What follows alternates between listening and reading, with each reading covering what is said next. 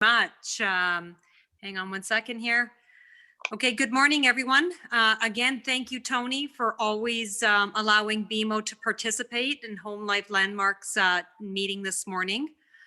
For those of you who don't know me, I'm Ida Mora, the Vice President for BMO Bank of Montreal, servicing the Greater Toronto Region. As a valuable partner, I wanted to extend a big thank you for encouraging and supporting us while we adjusted to the many changes along the way. I look forward to the opportunities that 2021 brings: energy, focus, and growth.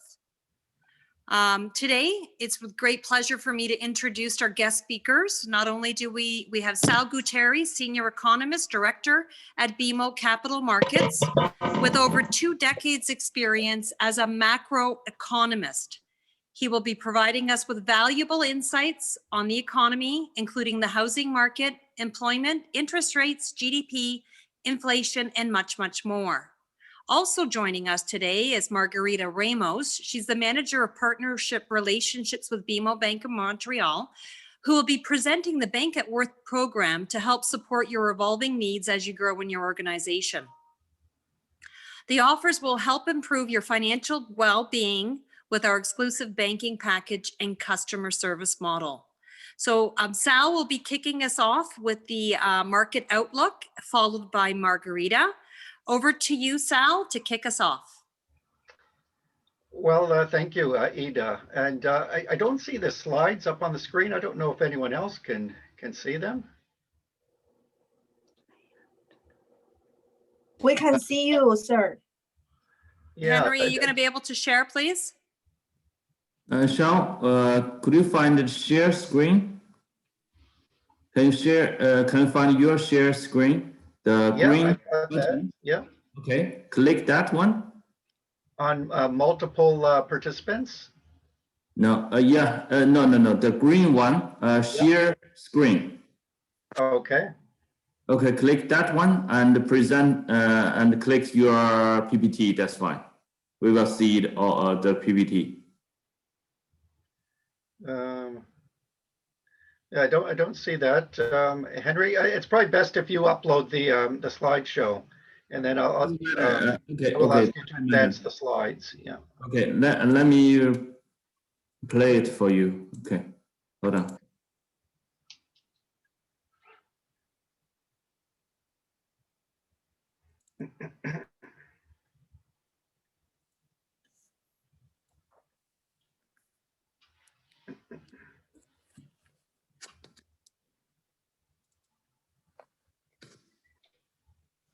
Let me share my screen and I will go. Okay.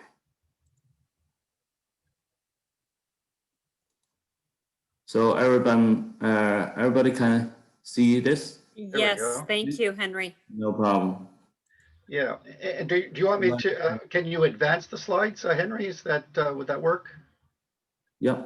Oh, that's great. Perfect. Okay. Well, welcome everyone. So I guess as the title suggests, we're all wondering what can this housing market do for non-core after just astonishingly surprising everyone. I think even the most optimistic realtors and home builders last year. No one expected record sales growth and double-digit price gains in many regions across Canada, including Toronto.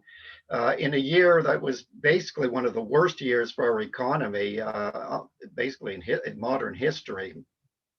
Our general sense, as I was talking with Tony just before the presentation, is it's going to be another pretty good year for Canada's housing market. There doesn't seem to be much standing in its way, assuming we don't go back into a third wave of this virus and renewed restrictions. I mean, job growth is expected to pick up. Immigration eventually will come back, and interest rates are going to stay low. So it's we're looking at another pretty good year for the Canadian housing market. At most, I think we will see some moderation in the sales levels and some moderation in price growth, but we're still looking at a pretty healthy year for the Canadian housing market. And everything starts south of the border. Henry, great. Thanks. Start south of the border with our major trading partner. And it's really a question of just stimulus upon stimulus for the U.S. government this year. We're likely looking at fiscal proposals that are in excess of what we saw in the Great Recession and even during the first wave of the pandemic last year. That's how much money is being thrown around to support the U.S. economy this year. We saw the $900 billion package signed off by Congress late last year, and now the president's talking about a package double that.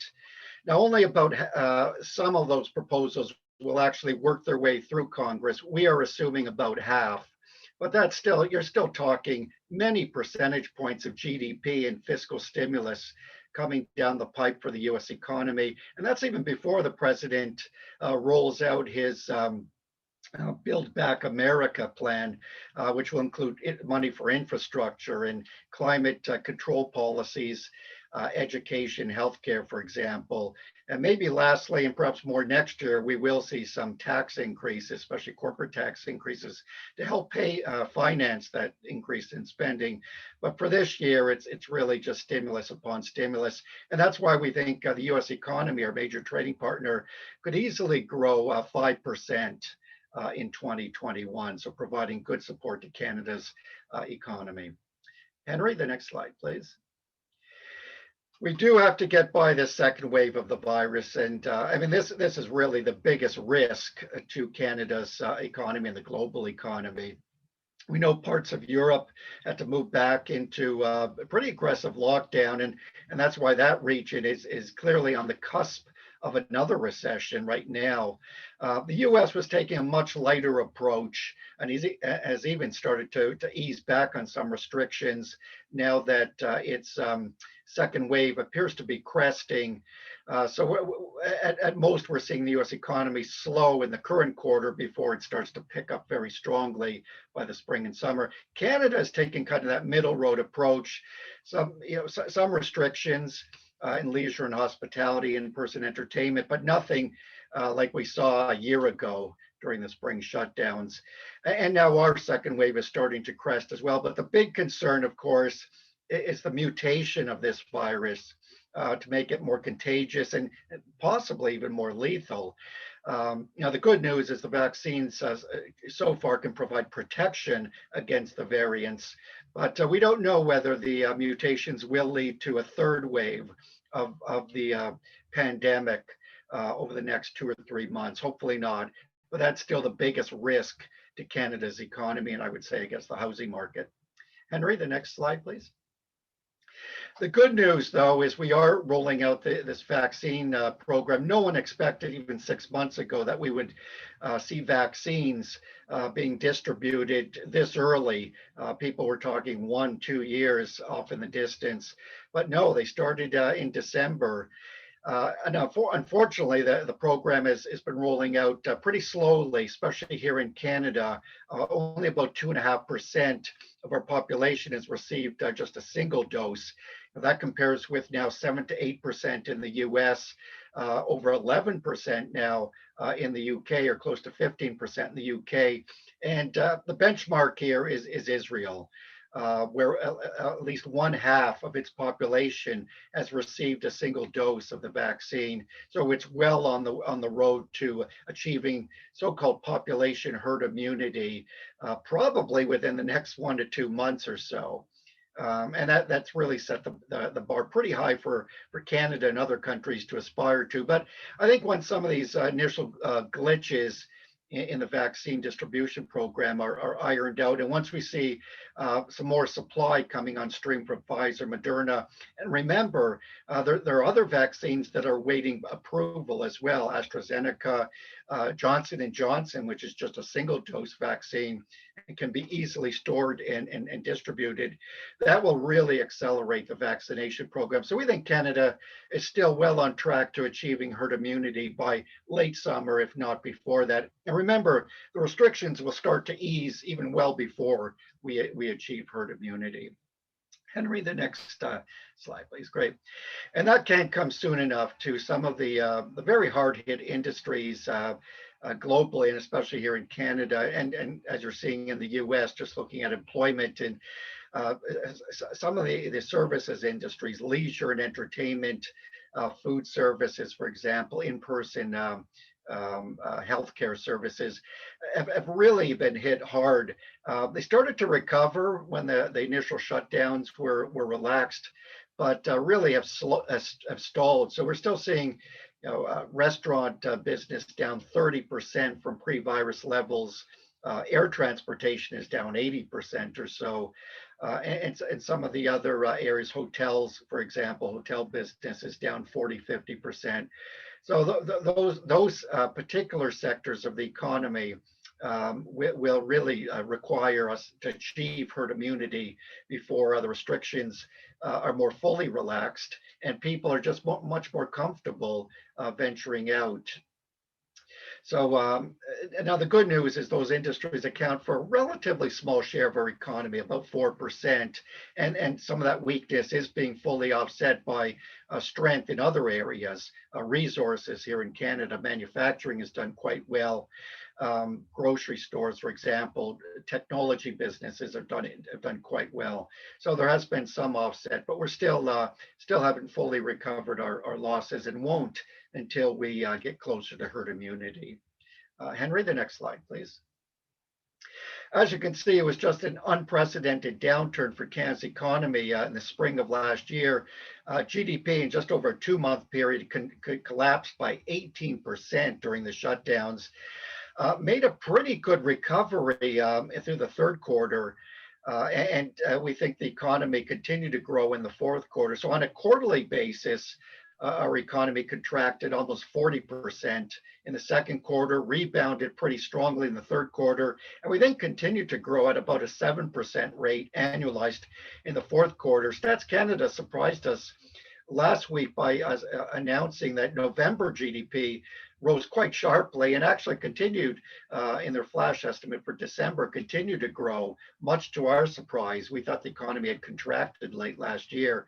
So that sets the stage for still pretty good growth. It looks like our economy is showing resilience in sectors that are not impacted directly by the pandemic and the restrictions. And I mentioned a few of those sectors. Now we will probably come to a virtual halt in the current quarter because Ontario extended its restrictions through most of this quarter now. But things are shaping up really nicely for our economy come the spring and especially the summer. We're going to rebound really strongly as those restrictions are relaxed. In response to, I talked about US fiscal stimulus. Well, Canada's government topped all governments in terms of fiscal policy response last year, and really is just keeping the fiscal fire hose on full blast this year. What we'll see in the spring budget, the government so far is proposing another $70 to $100 billion of support to get our economic recovery on a stronger path. So no let up there on the fiscal stimulus here in Canada even. And there will be a lot of pent up demand. We're really just itching, to get back and travel and get back to restaurants, for example, and in-person entertainment. So once we are vaccinated, I think with all that demand will just come streaming back later this year. And it will be supported by just a mountain of excess savings for households, as we'll talk about. Henry, the next slide, please. What really made this lockdown recession so unique is the fiscal policy response. Governments provided income support here in Canada and to the same extent in the US that fully more than offset the loss of worker earnings during the shutdowns and through the pandemic. So that fiscal policy response with respect to income support was more than 4 times greater than the actual loss of worker compensation in the first 3 quarters of last year for Canada. And as a result, you see what happens or happened in the second chart there. Very unusual for Canadian household income to increase 15% from the previous year during a recession, especially one where initially we saw 3 million job losses in this country. Well, that was solely because of the fiscal policy response cushioning the blow for Canadian workers. Henry, the next slide. And as a result, that's partly as a result of that income support. You can just see from this chart here the amount of savings in aggregate that Canadian households have piled up through the first 3 quarters of this year compared to what we normally save pre-pandemic, not just because of the income support programs, but because we're just spending less on travel and indoor dining, for example, than we normally do. We're just spending so much more time in our homes rather than in stores. And as a result, we estimate that cumulative excess savings is on the order of $150 billion for Canada, 7% of GDP, or close to 11% of consumer spending. So plenty of ammunition for Canadian households to unleash once they get out there and start spending once again to support spending and the economy. Henry, the next slide, please. Great. Now we have been spending on goods, much less on services, but anything tied to the house because we're spending so much more time at home, anything related to recreation and sports, just to while away the hours, we're spending a lot more on. So you can see from this chart, it's been a classic V-shaped recovery for retail spending in Canada. Henry, the next slide, please. Now, again, we're still surprised at how strongly the housing market recovered, despite all the income support, despite our economy recovering a good part of its losses. We're only about 3% below GDP levels pre-pandemic. So, we've recovered a lot of those losses. But in a year where we had so many job losses, and still we've only recovered about 4/5 of the job losses countrywide. And we still have a relatively high unemployment rate, just under 9% nationally. And in Toronto, in the Toronto region, it's still in the double digits. So, that's one reason we're still surprised by how strongly the housing market has come back and basically, even ending last year on a high note. You would not expect that with so many job losses, but again, that the income support has really cushioned the blow. And let's not forget that 92% of Canadian workers or people in the labor force are still working, and very few of them faced a loss of income during the pandemic. So, there is that support for housing markets. We do expect the unemployment rate to come down rather slowly over the next couple of years. So that is one reason we expect to see some moderation in housing market activity over the next year. Henry, the next slide, please. The other key support for Canada's housing market in recent years, and what's been driving our population growth to 3-decade highs, tops amongst the G7 countries, and driving our economy has just been record international migration to this country in recent years. Well, that came to a screeching halt basically through last year. It will start to come back because the federal government has raised its international migration targets to over 400,000 now from 350,000. So once people are more comfortable traveling and the travel restrictions are eased, we will see immigration coming back, supporting our population growth, economy, and housing market. But that might be kind of more of a late this year story or even 2022 story for Canada's housing market. Henry, next slide. The fundamental structural support that we're seeing for Canada's housing market, it's twofold. One, it's the record low interest rates, and then as we'll talk about the shift in demand driven by teleworkers. But on the interest rate front, the Bank of Canada has basically signaled that it has no intention of raising its policy rates from near zero for at least the next couple of years until the unemployment rate is much lower and we start to see some inflation pressures.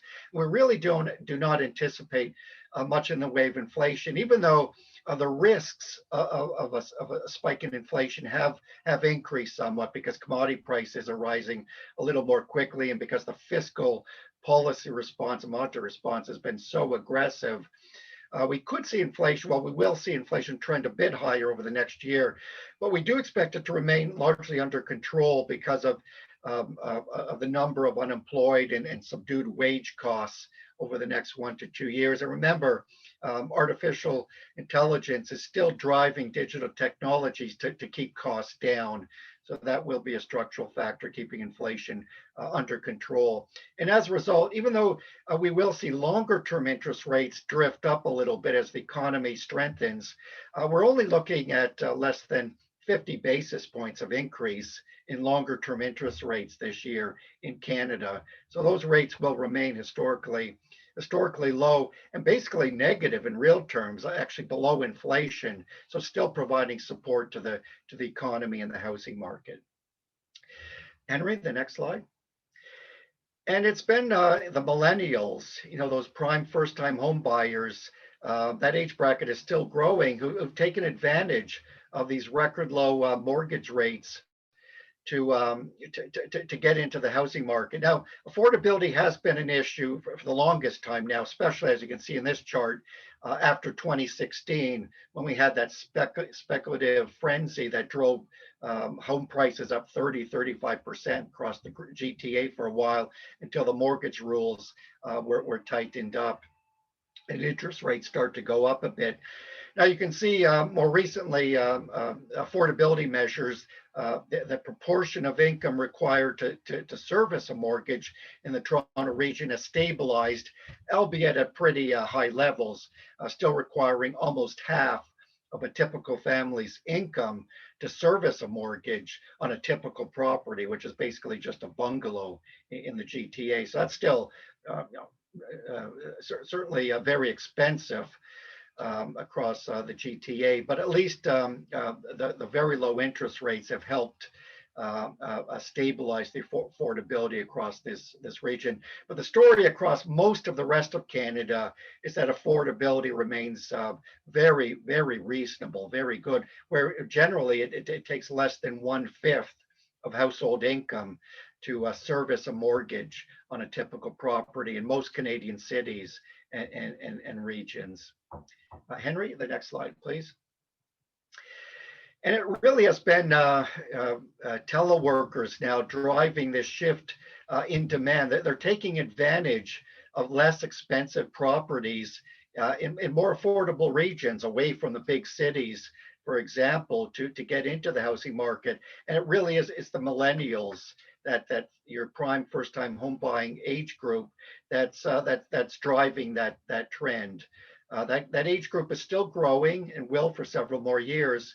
And now, if they have the luxury of working from home, even post-pandemic, 3 or 4 times a week, they've made that choice to move 1.5, 2 hours drive from downtown Toronto or Vancouver to work from home and commute maybe once or twice a week into the downtown office.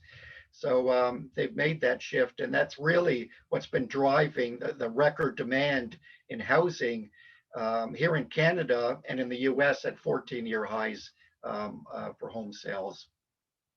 Henry, the next slide, please. And really, we saw no signs of slowing in Canada's housing market at the end of last year. It ended on a record note with home sales nationally just soaring to new highs. And you couple that strong demand or hot demand with record low supplies or availability of resale homes in this country, and it's your classic recipe of double-digit home price growth in most cities, many big cities in Canada, and even more so in some of the smaller towns and rural regions, suburbs away from the major downtown cores. So if you go out to places like Brantford and Woodstock or Simcoe County or Prince Edward County in southwestern Ontario or Niagara region for that matter, you're seeing home price growth of 35% year over year now, because that's again where the teleworkers are moving and seeking less expensive properties. So no sign of slowing in the housing market, even at the end of last year, and in home price growth. Henry, the next slide, please. And just drilling down to the Greater Toronto region, again, it's been the third best year for home sales across Greater Toronto. Again, it's not something you would anticipate during an economic crisis. And resale activity just skyrocketed at the end of the year, up 63% year over year. So no signs of slowing there. Henry, the next slide, please. And you couple that record, that strong demand with such a shortage of properties in the Greater Toronto region. And as you can see from this chart here, whenever you have that mix of limited listings and very strong sales, it's a recipe for accelerating home prices. And that's exactly what we're seeing right now. Now the market isn't quite as tight as it was in 2016 or early 2017 during that speculative fervor in the Toronto region driven by investment. But it's getting pretty close to that right now. And again, it's simply driving the double-digit home price growth in this region. Henry, next slide, please. And coupled with that, we're seeing that quest for more spacious properties in more affordable regions. Now, just looking at the Greater Toronto region, what that means is that we're seeing stronger demand for detached properties as opposed to smaller homes, condos, or even townhouses for that matter.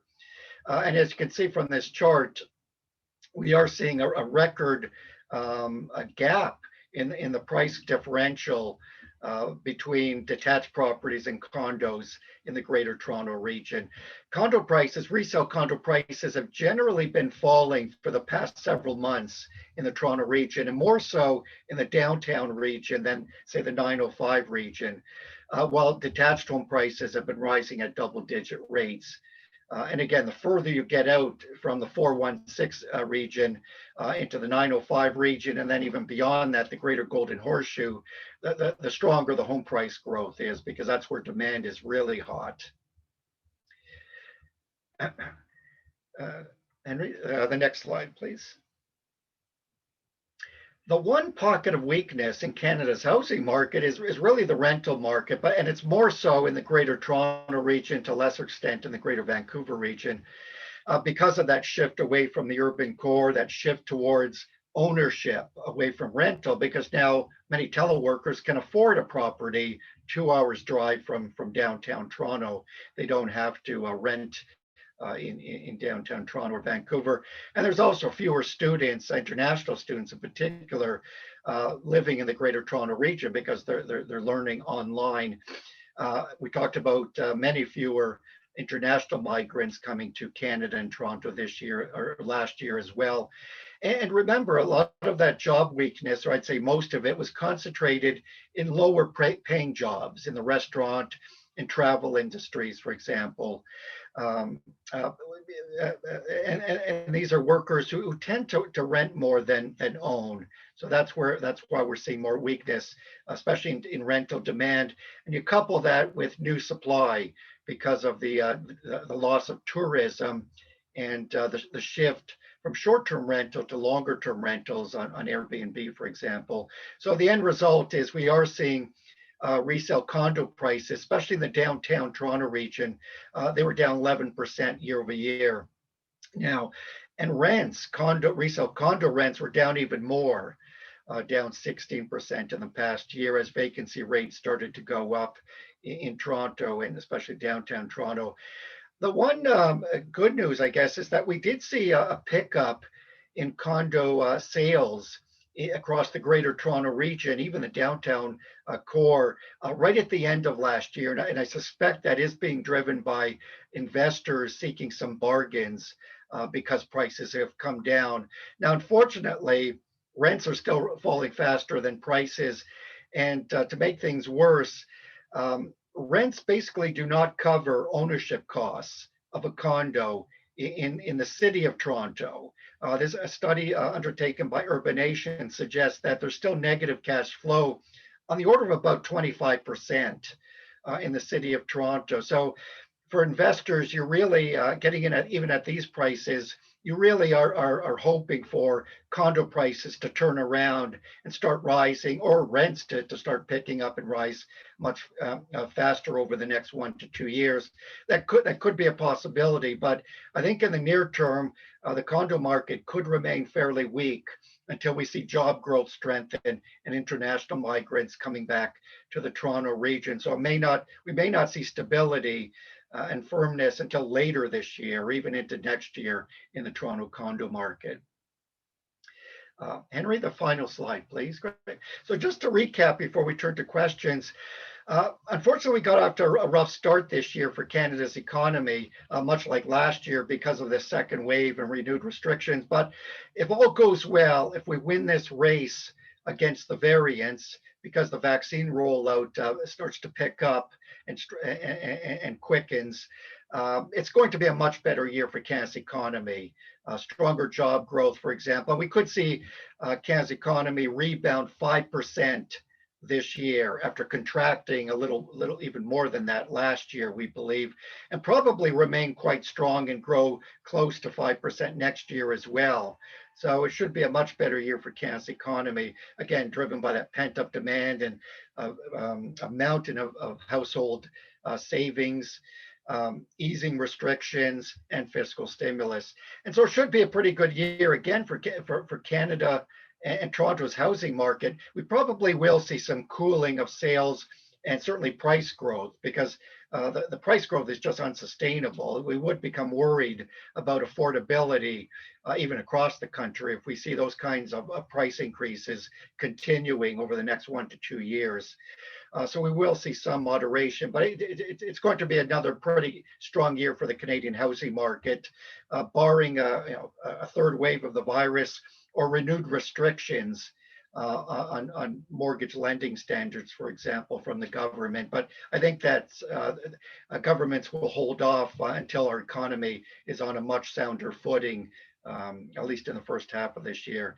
And we will see an ongoing shift towards a stronger demand in the suburbs and smaller rural regions from the downtown cores. We do believe there will be a permanent partial shift towards remote working after the pandemic is over, just because a lot of the surveys that we're seeing suggest that office workers actually prefer that hybrid model where they have that flexibility to work part of the time from home, part of the time in the office. So if that's the case, then they can easily commute downtown to the downtown urban office, provided it's within a 1.5 or 2 hour drive, and they're only commuting maybe once or twice a week at most.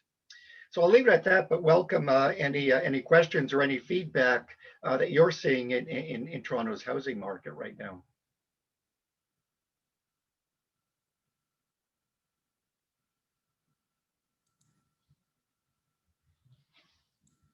Hey, so good morning, it's David Chen. Can I ask one question now? Yes, sure, David. Yeah, you are talking about the Toronto housing market. I want to see that one question regarding commercial property. So there's a lot of people doing commercial investment. So due to the pandemic, what do you think that the factor to commercial properties for investors? So will be a similar like housing, Toronto housing, or will be the different format in the future? Thank you. Yeah, good question, David. It's a broad question. Commercial real estate obviously is a huge sector. I think number one, industrial warehousing will remain very strong because of the strong demand for goods and the shift towards online distribution. So that area hasn't missed a beat during the pandemic. It will remain strong. I think multifamily housing will remain healthy as well across the country. Might be a little soft for a bit in the Toronto region for the reasons we talked about until immigration comes back and the unemployment rate is lower in this region. But again, I mean, that's the affordable segment of the Toronto housing market is condos, for example. And many people are forced to rent because detached properties or even bungalows are out of reach if people do want to live in the city of Toronto, for example. So I think multifamily housing will remain quite quite healthy over the next few years, and certainly will strengthen when job growth rebounds and immigration returns. The areas of weakness in commercial real estate is obviously hotels. And the retail chain. But again, it's very bifurcated. The big players, big retail chains have done well. They've thrived through the pandemic. It's really been the small mom and pop retail businesses that have been severely impacted by the restrictions, the stay-at-home orders, and just the pandemic itself. And especially those companies, businesses that have not been able to transition their sales to the online platform. Now, the good news here is that once all this pandemic, all this pent-up demand comes back post-pandemic, we will see those businesses that have thrived during the pandemic or survived in the retail and even hotel industry will actually do quite well because there'll be fewer competitors. So I think that business will come back overall. The one area that probably will remain weak, because as I mentioned, we do anticipate a partial permanent shift towards remote working, is offices, especially when some of these leases, 5-10-year leases, expire. I think the demand for office space will be much less post-pandemic than pre-pandemic. Good, thank you, Sal. You're welcome. Hello, hi, this is Larry Wang. Can I ask a question? Yes, of course. Hi. So you said that the teleworker will be partially permanent for the downtown core Toronto. So does that mean, is it a long-term thing? Do you think that still, it's a good time to invest in downtown condo now because of the price drop and there are more supply? Or that, it will be a long-term thing, so the condo in downtown core will not be as good an investment probably as it used to be. So will that change after the pandemic? So what's your view on that?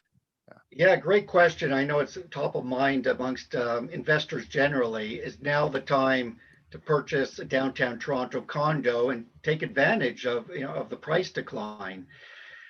As I mentioned, I'd be a bit hesitant over the next few months or so investing in the Toronto condo market, simply because I'm not so sure the price declines have fully stopped.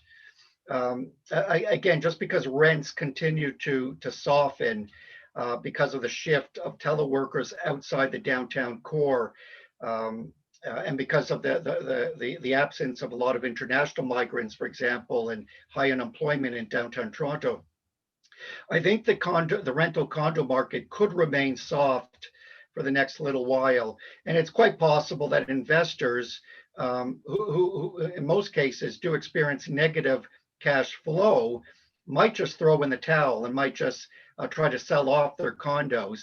Again, if they can't anticipate prices turning around and the rents are just not covering the ownership costs. So we might see another wave or leg of renewed weakness in the Toronto condo market in the first half of this year. Longer term, I would be quite much more optimistic that the Toronto condo market will just continue to thrive. Again, because it is the affordable option in the Greater Toronto region. Many people just cannot afford a detached home or even a bungalow if they want to live in the GTA. So they really do require a condo. I think demand for larger condos obviously will do better than smaller condos. But once international migration returns to Canada and Toronto, once the unemployment rate is much lower getting into next year, I think the condo market will continue to offer attractive investment opportunities for investors. Sal, we have a question from Jennifer on the chat. Yes. Why have the residential housing in Oakville been increasing sharply recently by around 15%? Will it last long and until when? Will the housing price drop and when? Thank you. Yeah, Jennifer, it's a good question. I would say Oakville is not atypical. I think it fits right in that middle road segment of the market geographically, which is it's doing better than the 416, the City of Toronto, and certainly downtown Toronto housing market, because it is benefiting from more remote workers moving to this region, but it's not doing quite as good. It's not as hot as places further beyond Oakville. If you go to Brantford or Guelph, Kitchener-Waterloo, or Barrie, for example, or eastward to Whitby and the Durham region, those regions are seeing price gains 20%, 25, even upwards of 30%. As you mentioned, Oakville's price increases are more in the low double digits, that maybe the 15% range. So, I mean, Oakville is not atypical. It's representative of what's happening to cities that are within, I guess, a 30 to 45-minute or up to an hour drive of downtown Toronto. They're relatively hot, but not quite as hot as cities that are 1.5, 2 hours drive from downtown Toronto that are seeing even stronger demand driven by teleworkers for more affordable properties.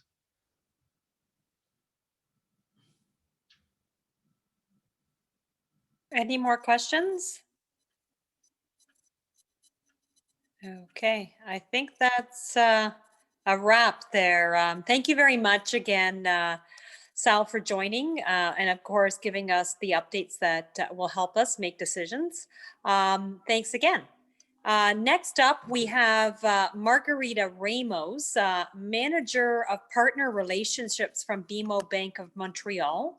She's going to present Home Life Landmark's Bank at Work program.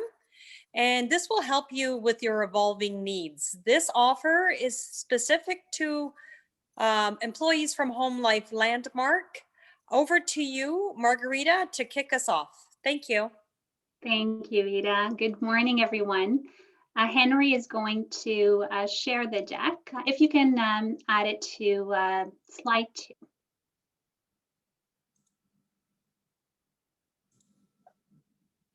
Wonderful. Thank you so much. So good morning, everyone. As Ida mentioned, I'm Margarita Ramos, and I am the Manager of Partnerships supporting Home Life Landmark on behalf of Bank of Montreal.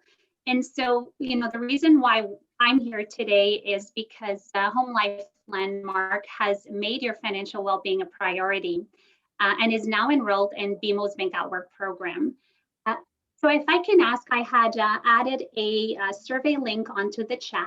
If you can take a second to complete that link, that survey, it's less than a minute. Your name will be added into our draw for one of 2 $50 gift cards. Now, before I start, I want to cover a couple of housekeeping items. You will have the opportunity to ask some questions towards the end of our presentation. My contact information is right on the screen if you want to take a photo of that. If you take a picture of the QR code on this slide here, it will automatically bring you into our Bank at Work site where you're able to explore all of the offers available to you. Next slide, please.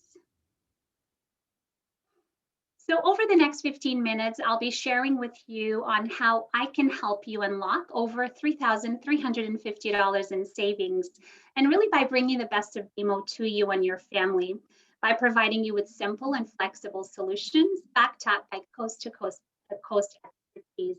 To really, to keep this really simple, what I'm here to do is to help you make real financial progress. Next slide, please. Our focus with the program is to provide free financial literacy, regardless of where you bank. And I do hope that after today, you do reach out to me to learn more about the amazing products we have available exclusively to you and your family as an employee of Landmark, of Home Life Landmark. Next slide, please. Now, before I proceed to review our suite of offers with you, I want to remind everyone that these offers are available to you and your family, and this means family that lives under your household. Now, these offers are available to new and existing clients. So if you already bank with BMO, thank you for your loyalty, but please reach out to me so I can update your account in order for you to start taking advantage of these offers immediately. As you can see from this slide, regardless of what your need is, we have a solution for you, and we will provide it to you at a preferred rate each and every time. Next slide, Henry. I'll highlight a few of the offers under the program. It all starts with our unlimited free checking account. And so when I think of this, I think of, who likes to pay banking fees? I can't see your faces, but I'm pretty sure everyone on this session would not want to pay banking fees. How would it make you feel if I can tell you that, with our program, you can take advantage of not paying any fees with unlimited transactions? Now, you have the opportunity to open a checking account with BMO. This checking account offers you unlimited free banking. Now, it has no monthly plan fee. The only requirement to have unlimited free banking is that you have a minimum deposit of totaling $1,500 coming through your account. Now, this $1,500 can be through payroll deposit, in-branch deposit, e-transfer coming in. It doesn't really matter how the funds come through your account, as long as there's a minimum of $1,500. When you think of having a bank account in one of the 5 banks, in order to get the free banking, you do need to have a plan. And within that plan, you have to have a minimum balance ongoing in your account. With this account, there's no minimum balance required. Now, we do offer a family bundle package, which is really, really exciting for me to share with you. What this means is that anyone in your family that lives under your household could take advantage of all of the offers that we're going to talk about today, including the unlimited free banking. They do not have to meet the $1,500 minimum deposit criteria. Only you as the primary. Accounts can be single ownership or joint. There's no sharing of information. Now, with this account, when we think of this environment, identity theft, online fraud, these are a couple of things that are quite common these days. So I'm happy to share that we do have a facility called On Guard, which is identity theft monitoring protection. This usually comes at a cost of $150 per year per person. We are adding this into our program for free. Now, when we think of changing banks, this may seem like an overwhelming task. I'm here to tell you that, it's actually pretty simple. We do have an online tool that allows you, which is our Power Switch tool, that allows you to switch your existing payments from your bank account into the BMO new bank account or credit card. You can also obtain direct deposit forms that can allow you and help you move in your payroll or any direct deposits that are coming into your account at this time. Now, through this process, I can assure you that you have my fully support and guidance in order to help make this process a seamless one for you. Next slide, Henry.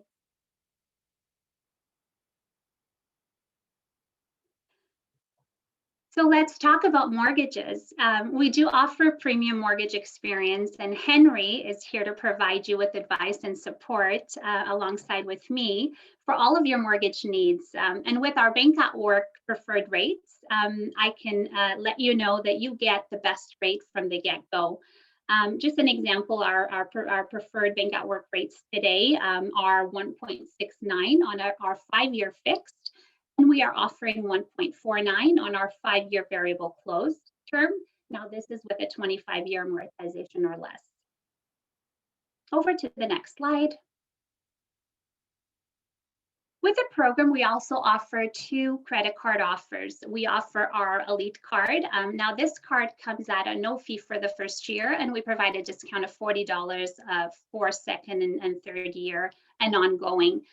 Now, the perks of this card are unlimited. I absolutely love my Elite card. What I use mine for is I purchase all of my expenses through my card. I save, accumulate my points.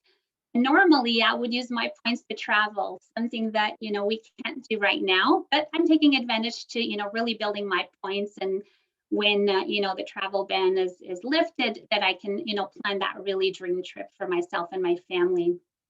Now, our BMO Rewards card, so it's January. I'm sure we've all received our December statements in the mail. And some of us maybe spent a little bit, more than we expected through the holiday season. Well, if you do have a balance on one of your non-BMO credit cards, this is the opportunity and chance that you have to apply for our BMO Rewards card. Now, this card for the first 9 months will provide you with a 1.99% on any balance transfers. So this, will really help you save on interest and pay down that balance a lot quicker. Over to the next slide, please. Now let's talk about our online platform. So through our investor line, you can choose the way you invest. With our self-direct option, you can be the driver, and have full complete control of your investments. With this option, we provide you with a really great discount of $3 per trade. So typically you would pay a $9.95 per trade. We now with Bank at Work provide you with a fee of $6.95 per trade. Now we also have our Advice Direct. With this option, you can, have co-assisting driving support. So this is really a one-kind solution that enables you to trade yourself with assisted built-in guidance. We do offer a 20% discount on market rates under this, under our Advice Direct option. We also offer our BMO Smartfolio. Now here you can take the back seat, enjoy the ride, as we offer, this is an online investment that really matches pre-constructed ETF portfolios with investor goals and objectives. We also provide a 20% discount on market rates in this option. Over to the next slide.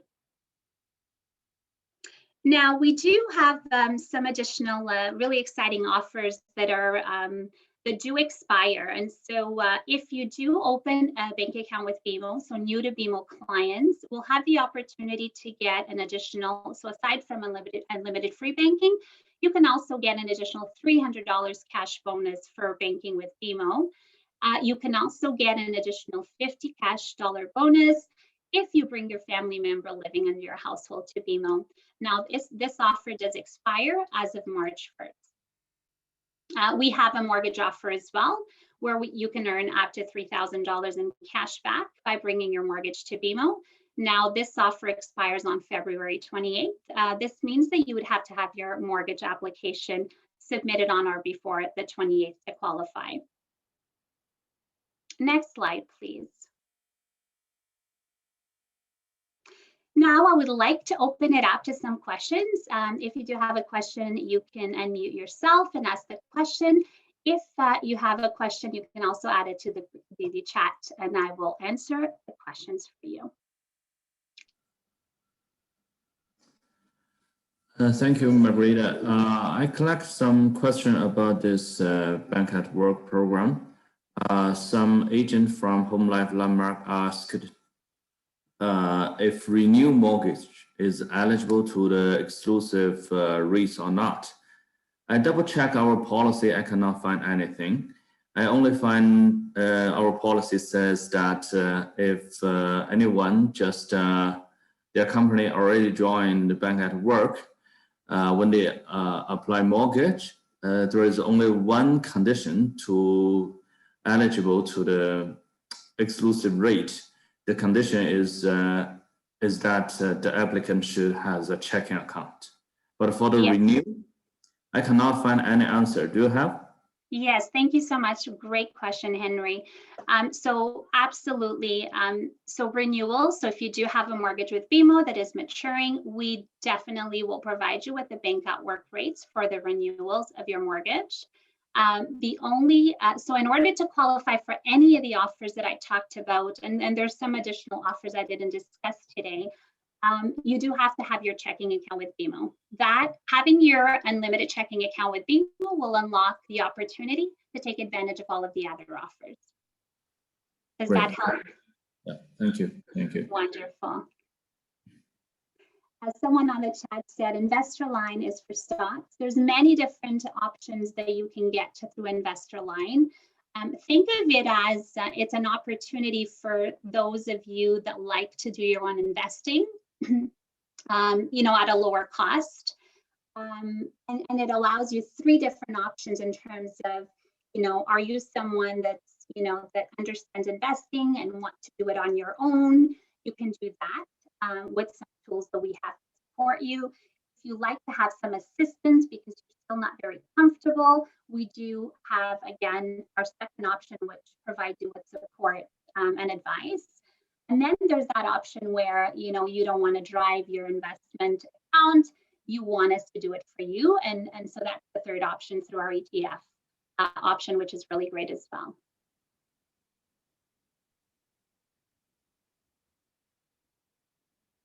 And so there was a question, what is the 5-year variable for 30 years amortization? 1.74. And keep in mind, these rates change daily. According to my information, that the 5-year variable rate for exclusive rate to the participant for the bank at work is the same as BMO employee rate. So basically, it depends. Sometimes it is, sometimes it isn't. But it is, the best rate from the get-go. There's no need to run around from bank to bank to try to negotiate the best rate. We will give it to you from the get-go. And do think of the program as, I am here to provide you with a white glove service experience. So think of, dealing with private banking. You don't have to qualify to be part of private banking. You can deal with Bank at Work and you'll get that same one-on-one service. To be qualified to have free banking, does that mean to have $1,500 in the account? Thank you for that question. So there is no minimum balance required to have unlimited free banking. When I talked about the $1,500, you have to have a minimum $1,500 come through your account as deposits. It could be multiple deposits that equal to $1,500. There is no minimum requirement balance on your account. And if you do have like your children or your parent that lives with you that also comes to BMO, they don't need to meet that term, only you as the primary. Thank you. I currently have a premium plan requiring $6,000 in my account. Can I switch to the new plan? So what I'd like to do, I would like to review your profile just to make sure that, if I remove that premium plan into the performance plan, if that's going to impact any other products you have with BMO. As an example, if you have the premium plan and you have the elite card already, what that does for you, it allows you to have that elite card fee waived for you every single year.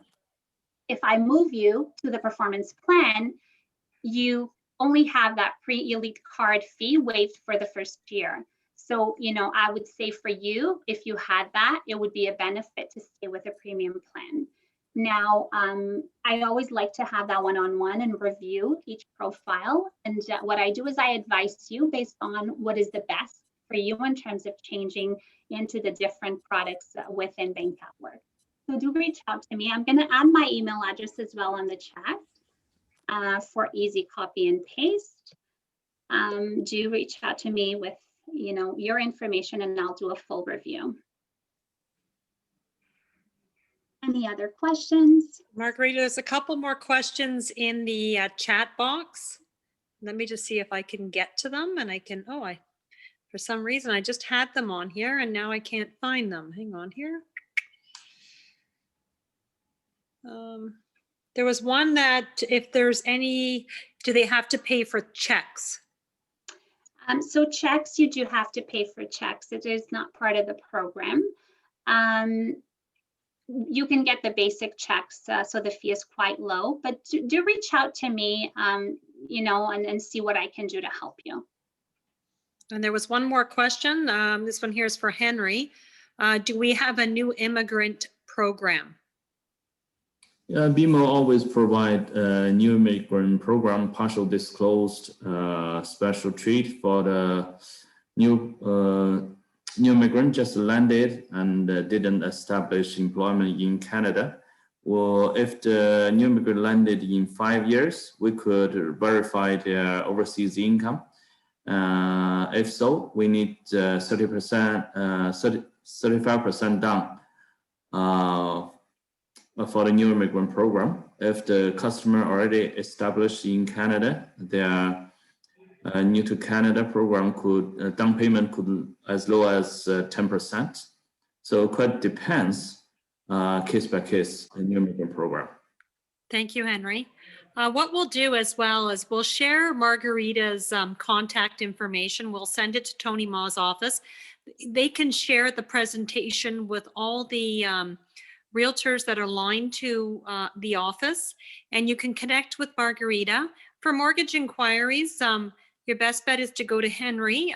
He does this day in, day out. We have several policies. We don't have a cookie cutter policy where we only deal specifically with one niche market. So again, he did say we deal with each file case by case. In your situations, we'll do the exact same thing. We'll treat your deal case by case as well. But before we wrap, is there any other questions? I think that everything is okay, but I would suggest that maybe we should let Henry stay behind for another 5 minutes, use Mandarin to give us a summary for, both mortgage and the banking work. Maybe it's easier for us to understand, like me, like not understanding too much in English. Henry? Okay, 没问题. Okay, that's fine. Yeah, okay. Do you need me to stay, Henry, if you need any support? Well, as long as you want to learn Mandarin, you will fine. I'm trying so hard. It's going to take me a while. Yeah. So feel free to sign off if you want. And then I want Henry stay for another 5 to 10 minutes to explain. Looks like someone did not attend our seminar on last Saturday, like regarding that mortgage. Henry did an excellent job for mortgage approval, highlight the words mortgage approval, new immigrant mortgage approval, and guidelines, the process. So maybe let Henry spend another 5 to 10 minutes, use Mandarin to give us a little information. Yeah. Beautiful. Okay. Yeah. Wonderful. Over to you, Henry. Thank you so much, everyone. Thank you, Margarita. Thank you. Thank you. Okay. 那 Tony 还有你希望我介绍什么呢？就是简单讲讲，做一个 summary。今天早上赛要做这个，我看看刚才有经济发了个截屏给我，他讲的截屏非常好。一张结论 ：After a rough start, economy to soar. Race between virus 病毒virus and vaccine. Toronto home sales and price growth to moderate, but stay healthy in 2021. Suburbs and small towns to outperform downtown Toronto. Telework and affordability. I think that 你可能或者给大家稍微2、3句话解说一下。就是按照BMO经济学家的看法呢，他比较了一下，首先是比较了一下就是美国的这个经济政策，以及加拿大现在的一些情况吧。大致来说呢，像美国的经济情况，拜登新的政府上来之后呢，我们的经济学家认为可能是在这个发钱方面还是继续，但是在征税方面，因为像川普总统当时是通过立法降低了那个 corporation tax， 就是公司税嘛，他认为这个拜登有可能去碰这个公司的这个税的问题。这个都是不确定，也是他自己的一个看法吧。对于加拿大呢，他的大致的 wrap up 一下他整个的这个思想呢，就是说，那些受到经济就是 employment 就是就业受到严重打击的那些 sector 呢，占了整个 GDP 贡献率的4%左右啊。这个贡献率并不是很大，就是说有一些 sector 它的失业率很高，但是这些 sector 呢对 GDP 的贡献率并不是很大，或者翻译成简单的话说，就是这些行业里就业的人呢，实际上对房价影响很少。它这里边没有用比较的数字，我用一个比较的数字跟大家说一下哈 ，GDP 的贡献率，比如说银行业，对就是 commercial bank， 就是商业银行吧，就像 BMO、RBC 等等。商业银行对整个加拿大的这个 GDP 的贡献率呢是 3.5%。那么整个金融行业，包括银行、保险、证券，反正就是只要金融行业对整个加拿大 GDP 的贡献率呢是7.1%。基本上呢说，银行的贡献在金融业里，所有的金融业贡献7.1%，商业银行呢贡献了一半，就是3.5%。那么今年受疫情打击最严重的，像什么 entertainment 啊、retail 啊等等这些行业呢，实际上他们只占了这个 GDP 的 4.5%， 就4个行业占了 4.5%， 银行就 commercial bank 这一个行业就占 3.5%。简单的说，就是受打击的行业，实际上它的那个对 GDP 的贡献力很小。失业率呢，即使在这些行业很高，对经济的影响也不大。它整个说的就是这么一个情况。另外，房地产市场呢，确实是出现了一些变化。它总结了一些这个原因呢，大致就是说这个刚才像 Tony 说的，这个病毒和这个疫苗，那么谁发展的更快了？如果是疫苗打得更快，但是同时，病毒受到抑制的情况下呢，经济这个反转就会快一些。所以这些都是不确定的因素，它也不会给什么结论。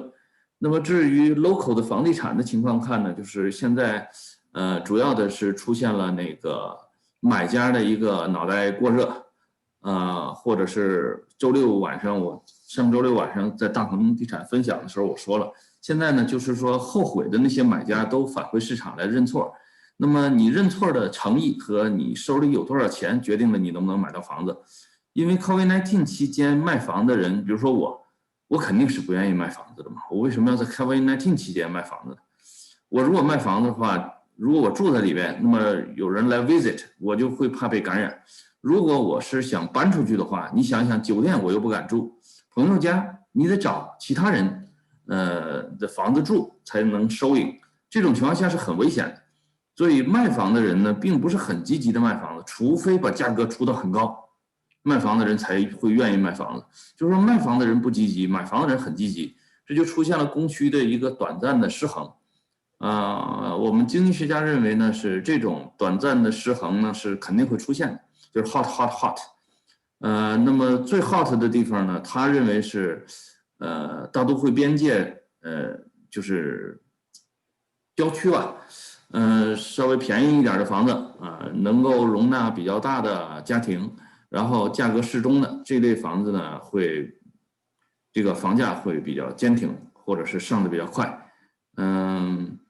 condo 呢，现在看呢就是租金非常，现在租金非常不好，就是没有任何力量推进这个租金上涨。虽然买卖已经活跃了，但是这个买卖呢是由这个 affordability 逼着的，就是70万的房子。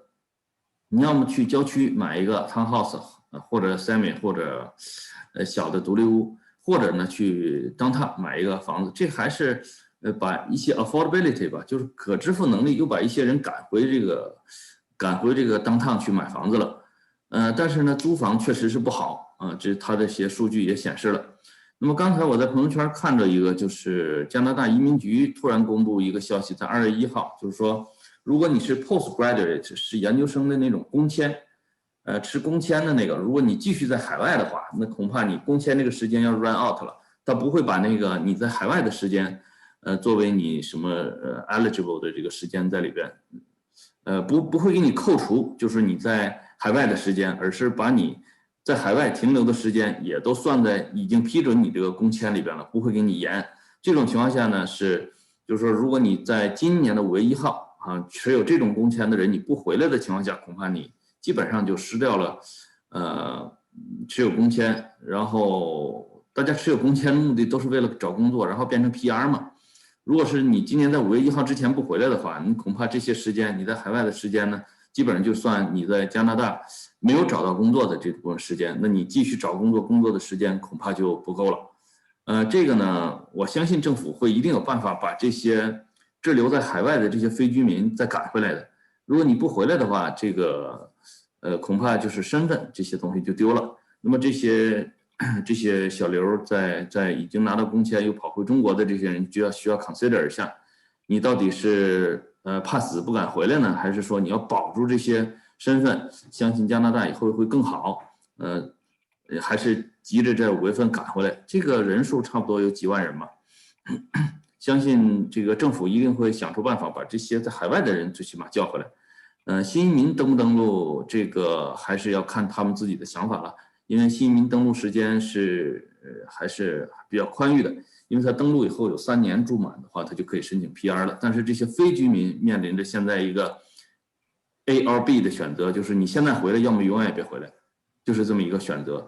我相信当他们的租房的市场如果没有政府的推动的话，会这么死气沉沉下去；如果有政府推动的话，会很快恢复啊。因为租金是一个风筝线了。因为大部分人买 condo 都是为了投资，如果是租金太低的话，大家现在买了，等于是负现金流太高，你持有负现金流的时间很长，有可能这样的话呢，会打击投资者的一个信心，出现的空置的情况可能更严重啊，或者是这个待售的这个 condo 更多。我们看吧，今年夏天会发生一些变化的，我相信政府也不傻。这个经济到底出了什么问题，他们自己应该知道。新移民的 program BMO 一直都有，我不知道刚才为什么大家有人问这个问题哈，我们一直都有，就是你登录5年内，我可以看你海外收入，但是看海外收入的时候呢，首付就必须是35%了啊。现在看海外收入的文件比较严格，就是一个是要有这个雇主信，第二个呢，辅助文件呢可以2选1。辅助文件呢，就是说证明你雇主信上所说的这个收入呢，要么你提供银行的这个流水，证明你有这个工资入账。第二个选项呢，就是提供年底的那个对账单，提供年底的那个工资单，因为年底的工资单是可以显示就是你12月份当月的收入，同时也可以显示出 year to date 就是全年的收入，反正是要么是银行的流水，要么是年底的这张这个 pay stub 就是工资单来去验证一下你雇主信上所写的内容，所以现在的文件的要求相对比较严了，并不是说这个没有这个 program 了，而是就是给这个非居民呢或者新移民呢文件造假的可能性就是已经大大降低了90%吧，因为它要2份文件相互佐证嘛。这个是新移民项目，另外一个就是 High Net Worth Program 呢，我已经介绍过了，在这个1月30号那天晚上，无论是我自己的个人频道，还是咱们大鹏地产的那个 YouTube 频道，都有回放，大家可以去看看 BMO 的2个 High Net Worth Program 有什么区别，大家可以了解一下，找到这样适合 BMO Program 的一些人群吧。现在总的来看，银行是希望给能借到钱的人呢多借点儿，多借几套，或者是每一套多借一些，因为银行确实这个现金比较充裕，这个也希望能够找到能符合我们贷款政策的借款人，但是呢，我们的标准不会降低到说你，凭一张登录纸我就借你65%，就是17年以前的那种状况，这是回不去了啊！大家就是反正有个心理准备就行。可以吗 ，Tony？ 谢谢宏宇。我觉得呢，我们今天这听讲座呢，最高的时候也快200人了。我觉得这个今天讲的这个非常好。我全程在听，但是没有记住几句话。我记得最重要一句话就是，市场是看好的。我们这2天呢，老在说一个话，就是说，现在的感觉好像和2017年的感觉是一样的。但是呢，我今天这个感觉的是，虽然这个感觉和2017年的感觉是一样的，但是呢，我感觉是，今天这个感觉恐怕是一个新的最高点的起点而已。所以，怎么意思就是说呢，就是我不认为说从现在开始起市场开始跌了，这是我想说的一句话。那么作为一个地产经济，我们应该怎么样处理目前这个状况呢？就是还是说我自己的感觉，第一，市场可能还会往上走；第二呢，不管你帮客人去买楼花还是买现房，一定要知道客人能不能贷到款，客人能不能有能力去交割。我们老讲这句话，就是你买了房子，你是要交割的，你是要有人住进去的。讲个笑话，这个上个礼拜六，我老婆在家做饭，不知道她那天哪一根神经搭错了，她中午做了10个菜，有包子，有馒头，有油条，什么东西，总之是桌子上10个碟子，最后我们吃了1/3都不到。我说你这不是浪费我们吃？怎么没有人见过中餐加早餐一下就弄10个碟子的事？就是你不能把 plate 都放你面前，你以为每个人都有这个问题，就是眼大胃小。我今天想吃一条鳄鱼，很不幸你可能被鳄鱼吃掉了。所以呢，就是我们怎么样来摆正这个关系，这个很重要。第3点呢，就是在做生意的过程中，做deal的过程中呢，就是怎么样保持一颗平常心。这个平常心就是，对人对己都平和，就是说把客户当朋友，把朋友当客户，但是呢，不要把他们完全等同。就是你真正能把客户当朋友的，那是从心里面发内心的把他当朋友，而不是说我做一个deal，我想把他做的就出问题了，就是说，那么不管是买房子也好，卖房子也好，我怎么能够给客户提供一个发自内心的真诚的服务卖了，那么客户不后悔，我也不会后悔，我内心都是平和的。虽然说我不是一个信教的人，但是我觉得就是说保持一个平常心是很重要的。我帮客户买一个房子，最近我老强调这个事儿，就是我一定会要求你加上验房的条件呐、贷款的条件呐、管理公司的报告啊。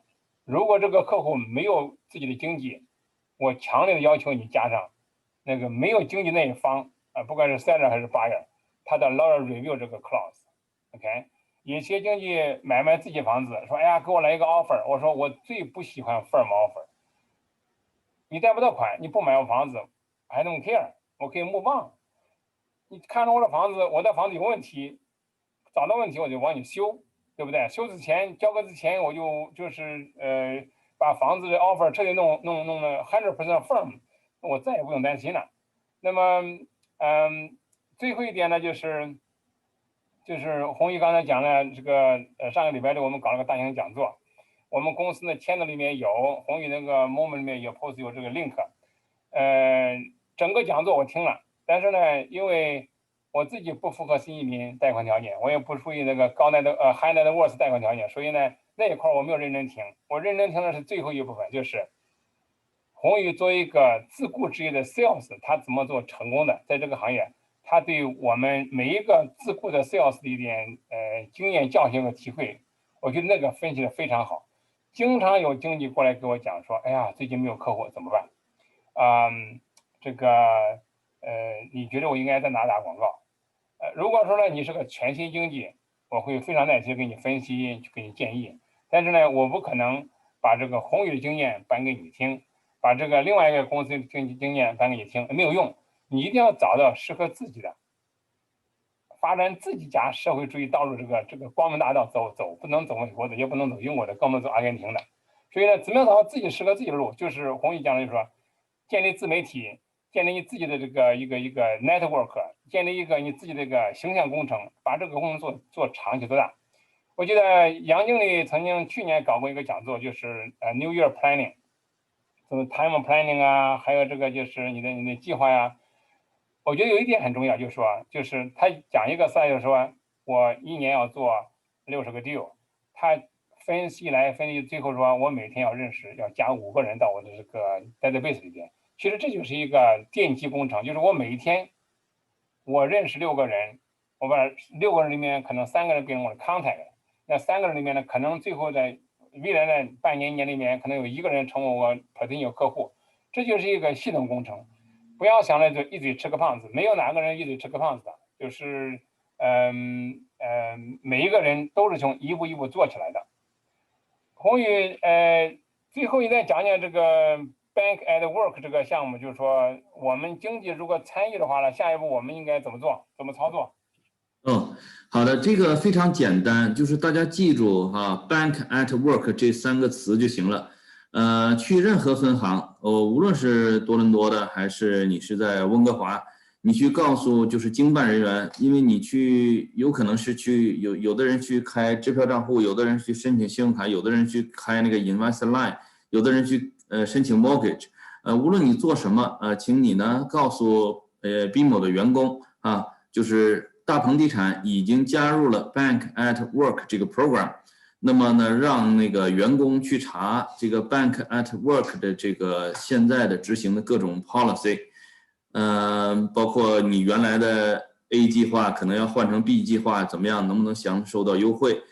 刚才包括我们刚才讲的那个 mortgage， 如果是说你要申请贷款的话，你想这个享受这个 exclusive rate， 的话呢，你需要有一个 checking account。那么你在提出这些服务要求的时候呢，一定要自己主动提哈，你自己是Bank at Work 这个 program 里的公司的员工，然后呢，让他去查，大鹏地产呢 Home Life Landmark 在我们 Bank at Work 那个 list， 所以我们有一个公司名单是第666号第666个公司，现在可能也没有发展到680，可能也就是在 BMO 在全国一共有600多个商业客户加入了这个 program。那么加入这个 program 的员工呢，都可以享受这些优惠政策。上次开会的时候也问了，就是这个不包括商业账户，比如说你是地产经纪，想自己开一个，就是那个 Personal Real Estate Corporation， 就是 PREC。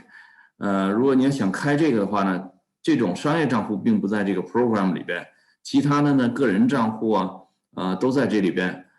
你自己要主动提，无论你是要 upgrade 一下你的 account， 还是要你要 downgrade 一下你的这个 account program 都可以。这个 flyer 已经都发给Margarita 应该已经发给 Tony 了，是吧？这个 flyer 对，哪些 service 享受那个优质服务，不是就是折扣服务吧，都在上面。最关键的是你自己知道你已经加入了这个 program。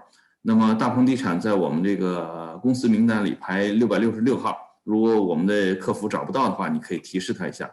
其他的没有什么了。具体你要申请哪种信用卡，开哪种账户的话，我们后边都有，就是工作人员自己能找着那个 Bank at Work 这个 program 的那个各种 detail 的东西。欢迎大家。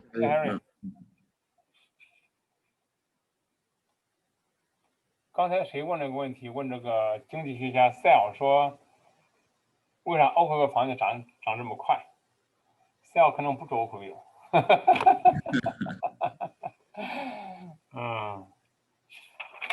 我估计经济学家回答不了这个问题，没有人能回答这个问题，只有住在那个街附近的人才能回答问题。是。好像大家没有什么疑问了。